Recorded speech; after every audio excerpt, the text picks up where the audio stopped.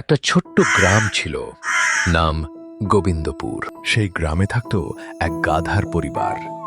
পরিবারটা খুবই গরিব ছিল।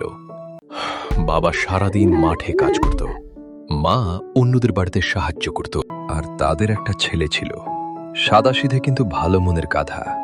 তার নাম গাবু। গাবুর একটা বড় স্বপ্ন ছিল, একদিন সে বিয়ে করবে, নিজের একটা সুখী পরিবার বানাবে। মা, আমি বড় হয়ে একটা বিয়ে করব। বাবা, বিয়ে করতে হলে আগে ভালো কিছু করতে হবে জীবনে। আর পরিশ্রম করতে হবে খুব, বুঝলি? একদিন গাবু পাশের গ্রামে একটা সুন্দরী গাধীর কথা শুনল, তার নাম রূপা। গাবু খুব সাহস করে রূপার বাড়িতে প্রস্তাব নিয়ে চলল। আমি গাবু, আমি রূপাকে বিয়ে করতে চাই। তুমি তো গরিব, আমাদের মেয়েকে কিভাবে সুখে রাখবে? গরিব গাধা বিয়ে করবে? সবাই হাসতে লাগলো। লজ্জায় আর কষ্টে গাবুর চোখে পানি চলে এলো। সেদিন রাতে গাবু খুব চুপচাপ ছিল, কিন্তু সে একটা বড় সিদ্ধান্ত নিল। আমি গরিব বলে সবাই আমাকে অপমান করে। আমি অনেক পরিশ্রম করব, আমি প্রমাণ করব। আমরা তোমার উপর বিশ্বাস করি বাবা। পরিশ্রম করলে একদিন সফল হবেই। তারপর শুরু হলো গাবুর কঠোর পরিশ্রম। সারাদিন সে মাঠে কাজ করত, রাতে আবার সে দোকানে সাহায্য করত। গাবু, তুমি খুব পরিশ্রমী।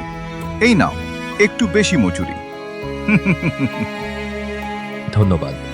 আমি আমার স্বপ্ন পূরণ করতে চাই। কয়েক বছর পর গাবু শুধু গরিব গাধা থাকলো না, সে নিজের একটা ছোট দোকান খুলল। গ্রামের সবাই এখন তাকে সম্মান করতে লাগলো। দেখো দেখো, গাবু এখন বড় ব্যবসায়ী। পরিশ্রম করলে এমনই হয়। একদিন গাবু আবার সাহস করে রূপার বাড়িতে গেল। আজ আমি আবার একটা কথা বলতে এসেছি। আমি এখনো রূপাকে বিয়ে করতে চাই। রূপার বাবা অবাক হয়ে বলল, তুমি তো এখন খুব সম্মানিত, আমরা ভুল করেছি। তোমার পরিশ্রম আর সাহস আমার খুব ভালো লেগেছে। তারপর শুরু হলো গ্রামের সবচেয়ে বড় বিয়ের আয়োজন। সব প্রাণী নাচছে, গান গাইছে, ঢোল বাজছে। গাবু আর রূপার বিয়ে হয়ে গেল খুব আনন্দের মধ্যে। আজ আমার স্বপ্ন সত্যি হয়েছে। কারণ তুমি কখনো হাল ছাড়োনি।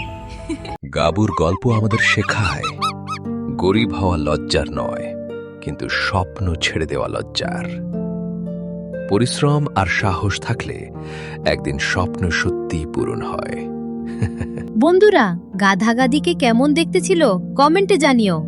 আর ভালো লাগলে লাইক করো, নতুন হলে সাবস্ক্রাইব করো।